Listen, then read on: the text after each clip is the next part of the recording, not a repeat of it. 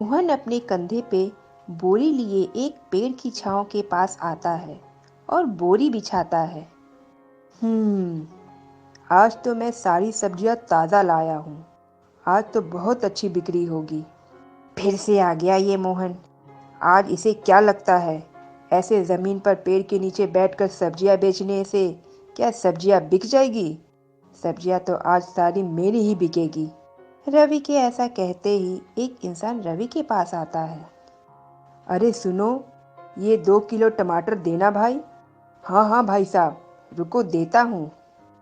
अरे अरे, रुको तो ज़रा, ये तुम्हारे आधा से ज़्यादा टमाटर तो खराब है। नहीं नहीं भाई, तुम रहने दो, मुझे ये खराब टमाटर नहीं चाहिए, मैं कहीं और से ले लूँगा। पर पर भाई साहब। फिर वो इंसान मोहन की तरफ आता है। सुनो भाई, टमाटर है क्या तुम्हारे पास?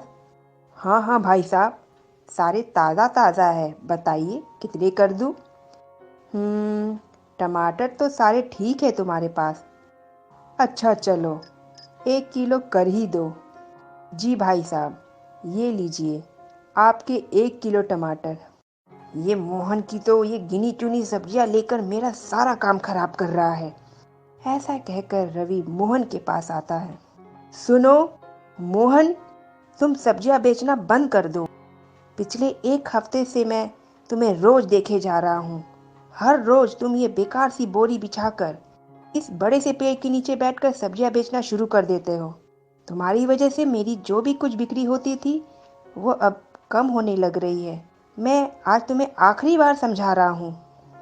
पर रवि भाई, मैं तो बस यहाँ कुछ गिनी चुनी सब्जियां बेच रहा हूँ, इससे आपका क्या ही नुकसान होगा। अरे, तुम्हें क्या मालूम क्या नुकसान हो रहा है, पता नहीं कहाँ कहाँ से आ जाते हैं। ऐसा कहकर रवि वापस चले जाता है। रवि की बातें सुन मोहन बहुत उदास हो जाता है। मैं तो बस यहाँ बैठकर कुछ सब्जियाँ बेच रहा हूँ, फिर पता नहीं ये रवि भाई क्यों इतना गुस्सा हो रहे हैं। कुछ देर बाद फिर एक महिला मोहन के पास आती है। आइए आइए बहन जी, बताइए क्या दूँ? आलू तो ताज़ा लग रहे हैं, एक काम करती हूँ, 2 किलो आलू ले लेती हूँ। सुनो, ये 2 किलो आलू कर देना। जी जी बहन जी, ये लीजिए। ये सब देख रवि को बहुत गुस्सा आता है। ए मोहन, ऐसे बाज नहीं आएगा। अगर आज यह यहाँ नहीं होता तो यह सब मुझसे ही सब्जियाँ खरीदते। मुझे इसे जल्दी से जल्द इस पेड़ की छांव के नीचे से हटाना पड़ेगा। एक बार इसे हटा दिया तो फिर मैं ही इस पेड़ के नीचे सब्जियां बेचूंगा। शाम के वक्त शाम हो गई है और सारी सब्जियां भी बिक गई है। अब घर जाकर थोड़ा आराम करूंगा। ऐसा कहकर फिर मोहन बोरी को कंधे पर रखकर घर की तरफ जाने लगता है। कुछ देर बाद रवि भी अपनी रेडी को लेकर घर की तरफ जाने लगता है। जैसे ही वो रास्ते में जा रहा होता है, तभी दो लोग आपस में बातें कर रहे होते हैं।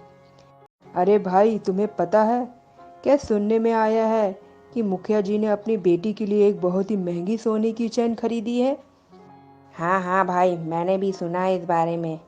यह मुखिया जी की वह सोने की चैन बहुत प्यारी है। यह सारी बातें रवि सुन लेता है और सोचता है, सोने की चैन, अरे वाह, इस मोहन को सबक सिखाने का तरीका मिल ही गया। मैं वो चैन चुरा कर मोहन के पास छुपा दूंगा, फिर मुखिया जी उसे गांव से निकाल देंगे और फिर मैं उस पेड़ के नीचे सब्जियां बेचूंगा। रात के समय रवि चुपके से मुखिया जी के घर में घुस जाता है और उनके कमरे में से चुपके से जाने लगता है। कमरे में आने के बाद वो अलमारी खोलता है। कहाँ है, कहाँ है वो सोने की चैन? हाँ, मिल गई, ये रही। अब जल्दी से इसे यहाँ से लेकर निकल जाता हूँ। रवि वो चैन लेकर जाने लगता है कि तभी उसके हाथों की अंगूठी वहीं अलमारी के पास गिर जाती है। अगली ही सुबह मुखिया जी की वह बेटी अलमारी के पास जाती है और अलमारी खोलती है। कहाँ है, कहाँ है वो मेरी सोने की चैन, कहाँ गई? मुखिया जी की बेटी अपने पिताजी को आवाज लगाती है। पिताजी, मेरी सोने की चैन चोरी हो गई है। यह सुन मुखिया जल्दी से कमरे में आता है। अरे, ये कैसे हो गया? हमारे घर में चोरी? और ये अंगूठी किसकी गिरी हुई है? मुखिया जी उस अंगूठी को उठाते हैं। पिताजी, ये जरूर उस चोर की अंगूठी होगी जिसने हमारी सोने की चेन चुराई है। तुम सही कह रही हो बेटी, ये जरूर उस चोर की अंगूठी होगी। मैं अभी कुछ लोगों के साथ गांव में जाता हूँ और उस चोर को ढूंढता हूँ। फिर मुखिया जी कुछ लोगों के साथ गांव में उस चोर की तलाश में घूमते हैं। वहीं दूसरी तरफ रवि आज बहुत खुश हो रहा था। आज तो मैं जल्दी आ गया हूँ और ये सोने की चैन भी मैंने चुरा ली है। अब मोहन के आने से पहले इसे मैं मोहन के बैठने की जगह पे ही छुपा देता हूँ। रवि मोहन के बैठने की जगह पे उस चैन को छुपा देता है। अब इस मोहन को पता चलेगा, मुखिया जी भी आते ही होंगे। बस जैसे ही वो आएंगे मैं ये चेन चोरी का इल्जाम मोहन पे लगा दूंगा। फिर तो मुखिया जी इस मोहन को गांव से निकाल ही देंगे। रवि के ऐसा कहते ही कुछ देर बाद मोहन अपने कंधे पर बोरी लिए पेड़ की छांव की तरफ आता है और अपनी बोरी बिछाता है। थोड़ी देर बाद मुखिया जी कुछ लोगों के साथ मोहन के पास आते हैं। अरे उठो भाई। जी जी मुखिया जी, अभी उठता हूँ। जैसे ही वो मोहन उठता है, वह सोने की चैन बोरी से थोड़ी बाहर आ जाती है और मुखिया जी की नज़र तुरंत चैन पे पड़ जाती है। अरे, तुमने मेरी बेटी की चैन चुराई, इसके लिए मैं तुम्हें कभी माफ नहीं करूंगा और तुम्हें इस गांव से भी निकाल दूंगा। यह सब सुन मोहन बहुत दुखी हो जाता है और रोने लगता है। मैंने कोई चोरी नहीं की मुखिया जी, मैं सच कह रहा हूँ। तभी रवि भी अपने ठेले से सब देख रहा होता है। हाँ हाँ मुखिया जी, इसी ने करी है चोरी।